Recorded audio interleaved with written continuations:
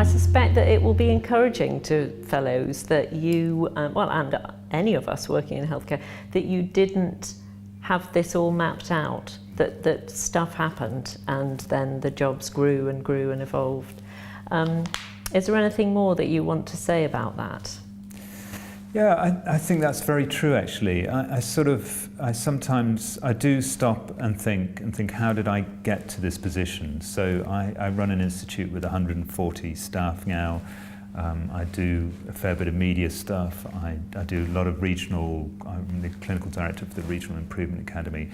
And there's no clear plan. Never has there been a clear plan on how I would get here. If I stop and think, how did I get here, I really don't know. But I think what it does, it gives you, it should give everybody some hope that you can use the opportunities that come your way and seize them and make them yours.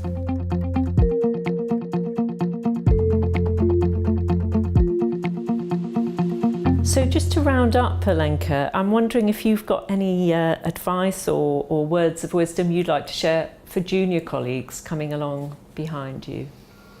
I suppose I would say that you are the future, you're the innovators of the future, and that we need you, particularly in these austere times where medicine is complex and we need highly successful teams. And in order to do that, we need you guys to be the innovators of the future.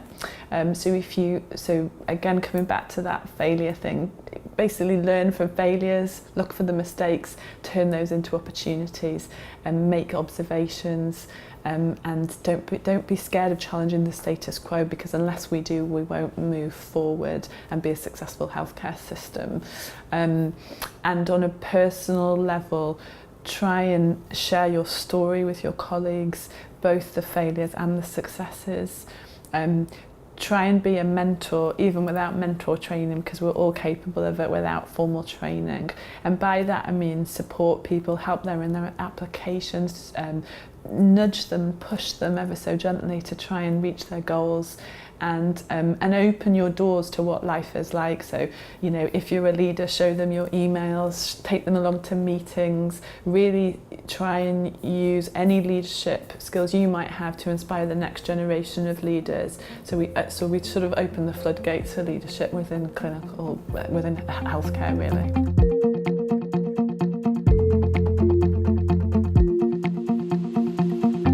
You're demonstrating leadership in action, and yet you may not have seen yourself as a leader initially. What advice have you got for people who just have the seed of an idea? So I think being a doctor is part of being a leader, really. No matter what role you play, you are leading in some respects.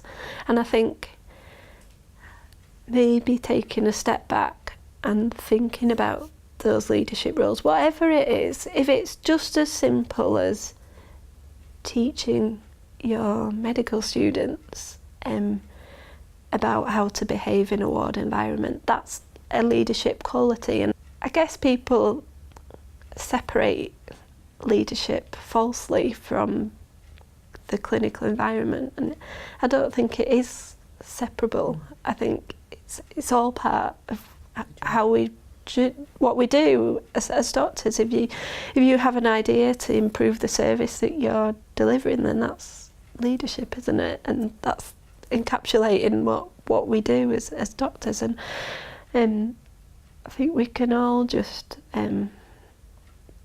demonstrate those qualities, but it takes confidence.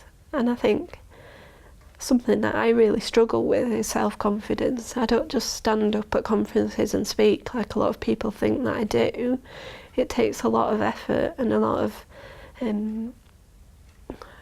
internal drive to make myself do that, because it's not natural to me.